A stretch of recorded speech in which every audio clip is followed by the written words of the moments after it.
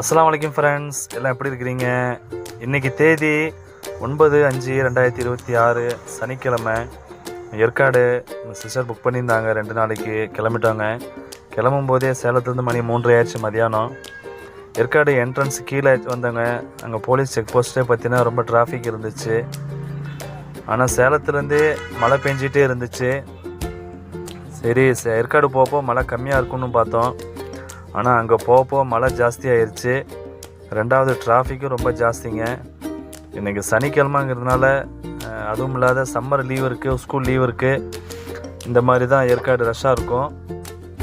நீங்கள் சனிக்கிழமை ஞாயிற்றுக்கிழமை வர மாதிரி இருந்தால், மழை பெய்கிற மாதிரி இருந்தால் பைக்கில் வரவங்களோ பஸ்ஸில் வரவங்களோ ஏற்காடுக்கு தயவு செஞ்சு வராதிங்க. நீங்கள் எந்த இடமும் சுற்றி பார்க்க முடியாது. இன்றைக்கி பாருங்கள், நல்லா ஜோராக மழை பெஞ்சுது. இந்த சின்ன சின்ன ஃபால்ஸ்லாம் நல்லா தண்ணி வேகமாக வந்துகிட்டு இருக்குது. இங்கே தண்ணி வருது அப்படின்னா நீங்கள் மேலே கிளியூர் ஃபால்ஸில் தண்ணி வருதுன்னு அர்த்தம். கிளைமேட்டு ரொம்ப நல்லா இருந்துச்சுங்க.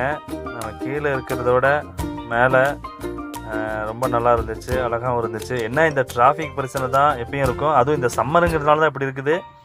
நீங்கள் வீக் டேஸில் திங்கள் செவ்வாயிலேருந்து நீங்கள் வியாழன் வெள்ளி வரைக்கும் பார்த்தீங்கன்னா ரோடு பாருங்கள் இப்போ இருக்கிற மாதிரி ஃப்ரீயாக இருக்கும். நீங்கள் அந்த மாதிரி நாளாக இன்றைக்கி வந்தீங்கன்னா தான் நீங்கள் எல்லா இடமும் ரிலாக்ஸாக சுற்றி பார்க்க முடியும்.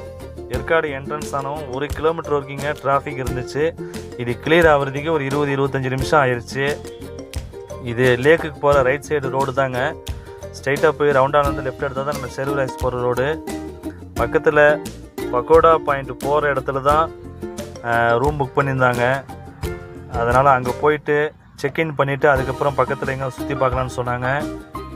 சரின்னு அங்கேருந்து புறப்பட்டாங்க. இங்கே வர வர மிஸ்ட்டு ரொம்ப இறங்குதுங்க.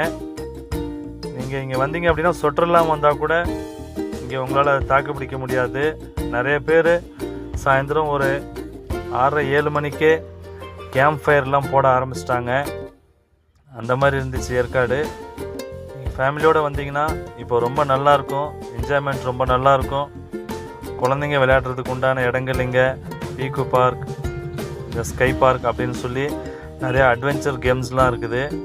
அங்கே அனிமல்ஸு, இந்த பேர்ட்ஸுக்கெலாம் ஃபீட் பண்ணுற மாதிரி இடம்லாம் இருக்குது. இது பாருங்கள், பகோடா பாயிண்ட் போகிற ரோடு தான். எவ்வளோ மிஸ்டி இறங்குதுன்னு.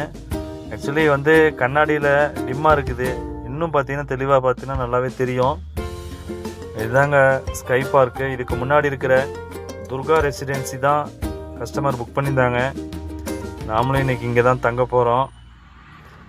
வண்டியை பார்க்கிங் போட்டு நம்ம இன்னும் தொழுகலை. இன்ஷால்லா நம்ம அசருடைய நேரம் வந்துருச்சு. 5:15 ஆயிடுச்சு. இங்கே இல்லை தொழுகிறதுக்கு.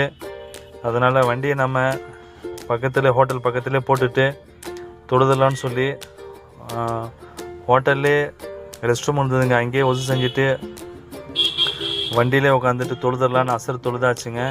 அல்ஹம்துலில்லாஹ். இனிமேல் பக்கத்தில் இருக்கிற இடத்துக்கு எங்கேயாவது போயிட்டு பார்க்கலாம் அப்படின்னாங்க. இன்ஷா அல்லாஹ் மீண்டும் அடுத்த காணொளியில் உங்களுடன் சந்திக்கிறேன். நாளைக்கு அப்டேட்ஸ் பண்ணுறேன் ஃப்ரெண்ட்ஸ். மறக்காமல் சர்ஃப் எக்ஸல் பண்ணுங்கள். தேங்க்யூ.